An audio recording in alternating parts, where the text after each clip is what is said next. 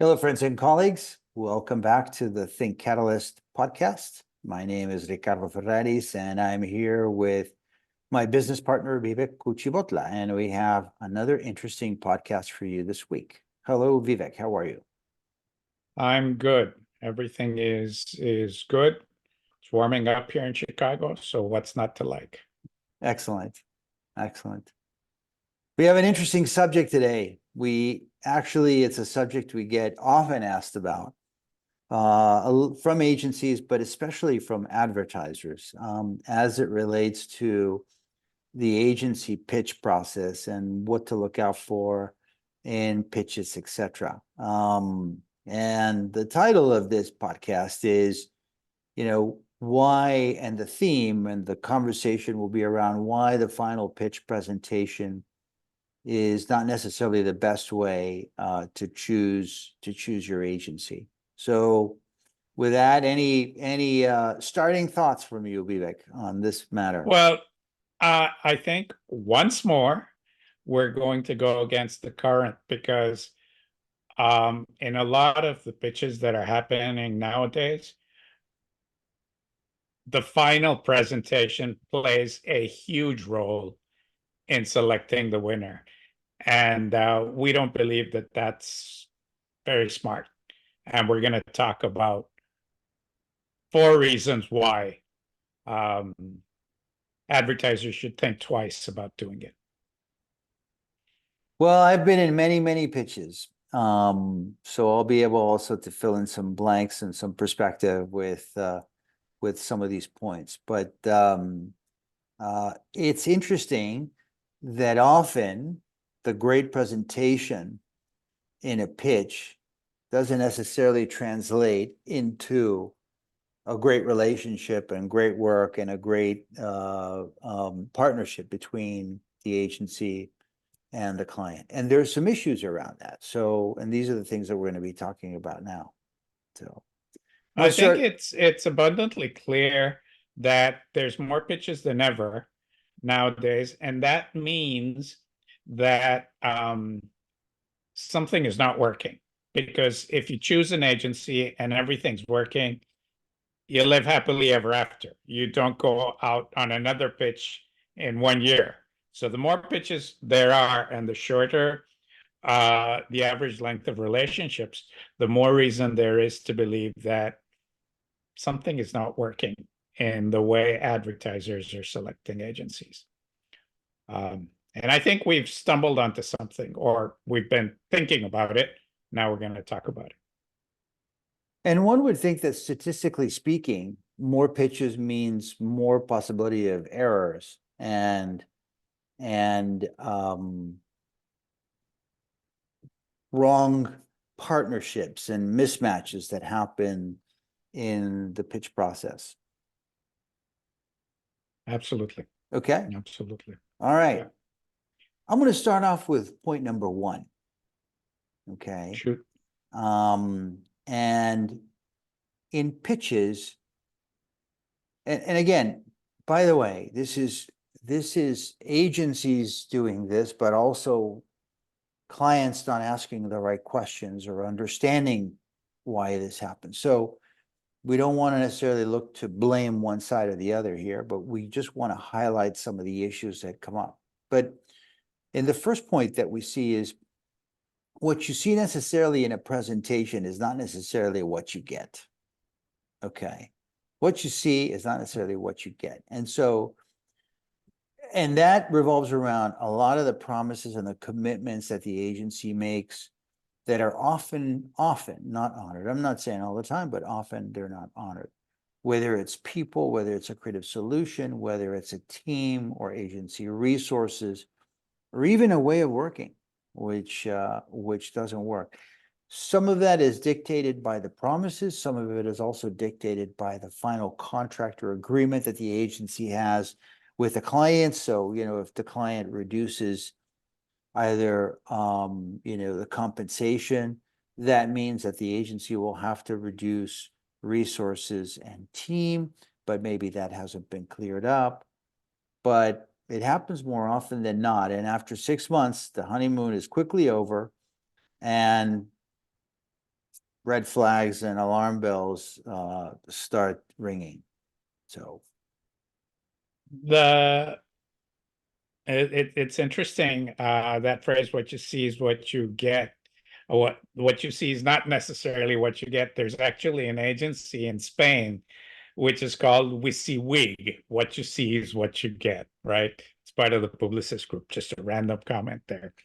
But yeah, the structure of the final presentation is not a good predictor of what's going to happen the day after. You can't really project out what a marriage is going to be like based on a date. The date can be wonderful, the marriage can be a nightmare. And I think there's a parallel because everyone puts their best foot forward, everyone tells whatever half truth has to be told to move things ahead. But it's not the best predictor of anything. The other thing, just to build on one of your comments, if at the end of a presentation, I as an advertiser like what I saw, I should do everything possible to create the conditions to replicate what I saw. And if my first inclination is, okay, I liked what I saw, but now give me a 25% discount, I'm kind of shooting myself in the foot to start off with. Yeah. Right. So that's another consideration. But yeah, there's no other way to say it. There's a lot of bait and switch that goes on. I can show you people now who are not going to be there tomorrow. I can show you specialized resources in the pitch, not going to be there tomorrow. The idea that I showed you in the pitch that you loved so much may not be replicable tomorrow. So it's really not a smart way to choose an agency. Right. Yeah. Just for context, I had a very large client who actually went out of their way to say, I will pay 100% for my team. And I'll pay premium just so that I have no excuses from the agency as it relates to the resources, the time that they're going to dedicate to me, and the time when they need to dedicate to me. Because we have stuff happening at 10 o'clock in the evening and I need someone there. Okay, so what we discussed is a team of 3 or 4 members of the team that were going to be available during non-office hours in case there was an emergency. And occasionally it happened. It wasn't huge, but we had a team dedicated. Everyone was aware of it. So it was handled very professionally, and so forth. And those are often not the conversations that are happening and maybe should happen depending on the account, right? I mean, if you think of QSR, or if you think of a retailer that needs to have a different price or a different offer the next day because a competitor came up with some offer today that they want to immediately counter, act on, that may have a team working until 2 a.m. in the morning to do whatever, the ad. So Absolutely. Yeah. You want to go with number 2? Let's move on to number 2. Right. Anyone who's listened to us for any length of time has heard the expression fashion show, which we like to use to describe the final pitch presentation. And point number 2 refers to the fact that show business, quote unquote, plays too large a part in the final presentation and therefore in the selection. And referring back to a fashion show, if anyone has ever been backstage at a fashion show, every single detail is prepared and choreographed and rehearsed once and again and again and again until it's perfect. And then you do the fashion show, and the fashion show will actually last probably half an hour, right?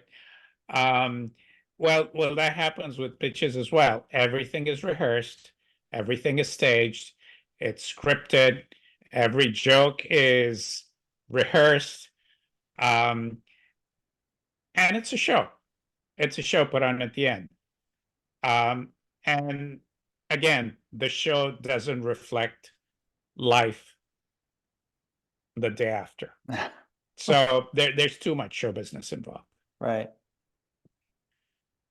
Have seen a lot of that. Have seen a lot of that. A lot of scripting, a lot of positioning, a lot of posturing, a lot of promises as well. And actually that takes us to point number 3, because on point number 3, what we've seen is that agencies will put a hell of a lot of resource and investment into pitch, but then when it, but they don't do that necessarily after you win the account, or they don't do that for your existing client, for their existing clients. So you may see again, a lot of resources dedicated to when they're pitching you. And then when they have you and they win the account and you've signed a contract and they're servicing you, a lot of those resources are no longer there. And that includes the team, that includes some of the, the tools that they use. That includes, other assets that they bring to win you over, right? So, but once you're in, they're focusing now on the next pitch, right? They're putting their resources on the next pitch and not necessarily on your account. So again, this is also a function of how you also work out and iron out the agreement with the agency in terms of the resources, in terms of what is expected from them, et cetera, et cetera. By the way, something that Vivek and I do all the time when we advise clients in terms of agency selection, and it's part of the process of understanding the statement of work and understanding what is expected and where the milestones have to be reached, in the relationship. Vivek? We've said it many times. Nowadays, agencies will spend maybe 30 or 40% of senior management time on new business. So it's very clear that once this pitch is over, we're moving on, we're moving to the next pitch, and we're thinking of staging it and setting it up and winning that one. So it's a vicious cycle. Mhm. And the fact that you saw a wonderful presentation in the final presentation definitely does not mean that that'll translate to the day after. I want to jump back to the show business aspect of this just for a second. Yeah. There's a comment I want to make, and me being politically incorrect as I always am, but advertisers need to understand that agencies do a lot of pitching. So they learn certain tricks along the way. They know how to do these things, right? So when an advertiser turns out to be a dog lover and he has a special weakness for Pomeranians, and it turns out that the managing director at the agency also loves Pomeranians, it's not so much a coincidence, right? This stuff has been thought through, and it's one of the many techniques you have to create a connection that goes beyond the work, right? Or do not be surprised ever if just before a pitch you find you as an advertiser find a bunch of random people scrolling through your LinkedIn profile to see where you went to school, and if you're a fan of the Dallas Cowboys, and what a surprise, there's someone at the pitch presentation who went to the same school and loves the same sport you love and is a fan of the same team. That if these things are done on purpose, right? And a lot of clients fall for it. A lot of clients fall for it. But again, it has nothing to do with life the day after the pitch. It's all part of the strategy.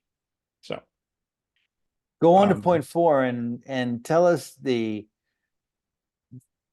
call it the sad truth as well, the because sad truth, the sad truth. I call it the sad truth because agencies spend a lot of time working on the pitch and present But something that never goes on air. it's that point number 4 is that most pitches, the final pitch presentation is a huge exercise in make believe.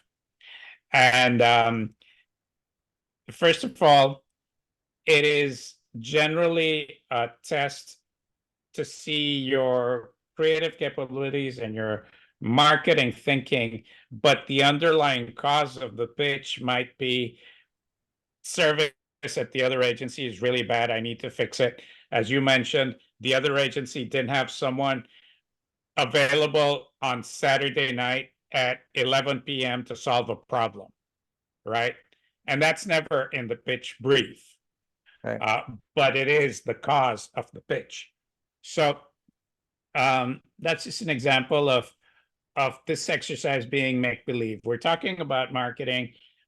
We're talking about theory without knowing all the actual details of what's happening on the business, where we don't know the personalities, we don't know the politics, we don't know the mandates that are coming down from head office.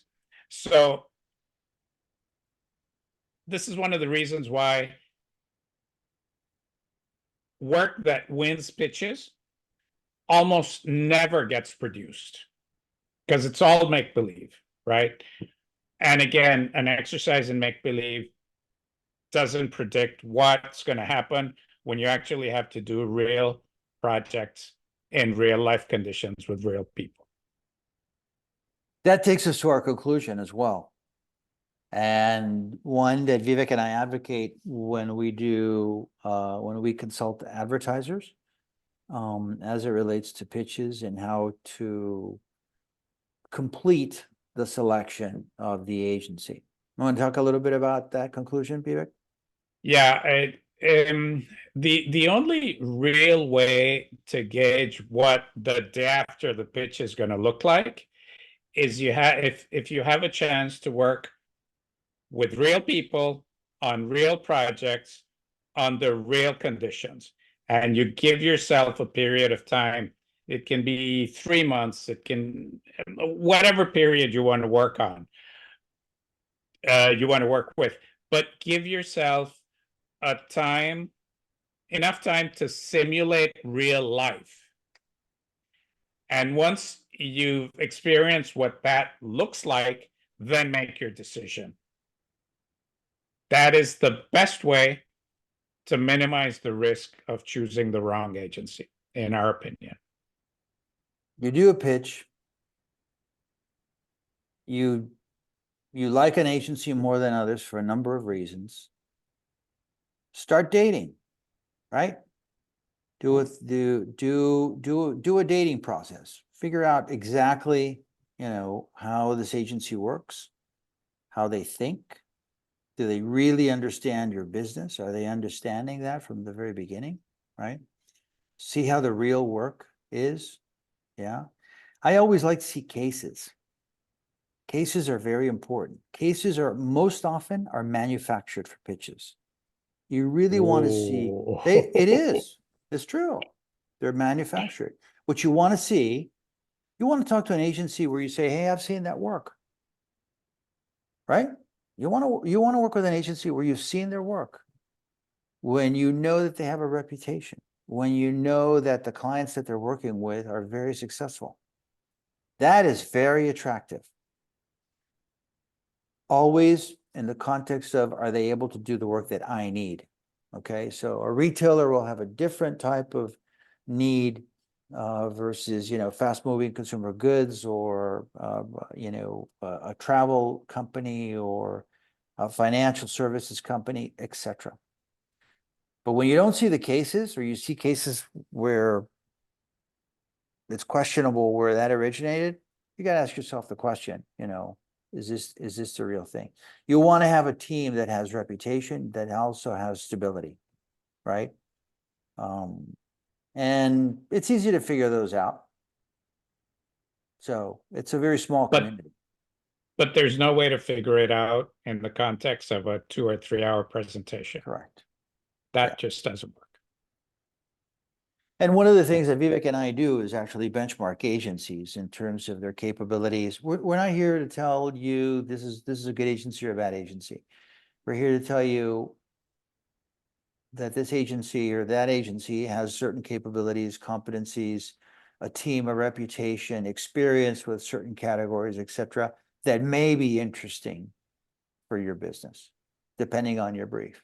So, Absolutely. see where that By goes. the way, it's interesting that you mentioned case studies, because sometime in the near future we'll be doing a podcast on case studies and the watch outs on case studies, because there are a lot of them. So to summarize, the final presentation is not necessarily the best way to choose an agency, okay? And it may be a bad way, actually. So, and the 4 points that we discussed, Vivek, you want to summarize these 4 points? Point number one, what you see is not necessarily what you get. Most often it's not what you get. Point number two, show business plays too large a part in the final presentation. Point number three, agencies will put every single resource they have into a pitch, and once the business comes in-house, they take all those resources and move them to the next pitch. And finally, the final presentation is a huge exercise in make-believe. It doesn't replicate reality. So you really can't predict reality based on a make-believe exercise. If you want to know more about pitch processes and how to properly choose an agency, contact us. We'd love to help you out. It's one of the things that we do most often. And I think that the advice and experience that Vivek and I bring to the process will be very helpful. You heard it here. Our podcasts are about telling it as it is and what we've seen, and often things that aren't discussed very openly and in these conversations, but I think very productive as it relates to, how to strengthen and optimize the best agency relationship that you have. CMOs, think about it. If you choose the wrong agency, it will affect not just the work, but it will affect the whole marketing budget, right? It potentially is put at risk. And the media budget, which is where most of the expenditures are. On the contrary, choosing a right agency will help you grow the business, potentially make your brand famous. And obviously that brings around, all of the nice virtuous cycle that comes with doing things the right way from the very beginning. It happens, and often it doesn't happen. And especially now with specialization, with many more agencies competing in the market, with the fact that there's many more pitches, there's greater risk of not getting it right. And so if we can help you get it right, we'd love to be your partners and participate in that. Vic, any other closing thoughts on Absolutely. your? No. Beware the final pitch presentation. That's the big thought. Beware. Give us a share, give us a like, contact us. We'd be happy to hear from you. We will have more podcasts coming up, and every week we have one. Follow us either on YouTube, on Spotify. We'll be on some other platforms very soon. But thank you for joining us today, and we'll see you next week. Vivek, see you soon. Absolutely. Happy Easter, everyone. It's coming up soon. Right.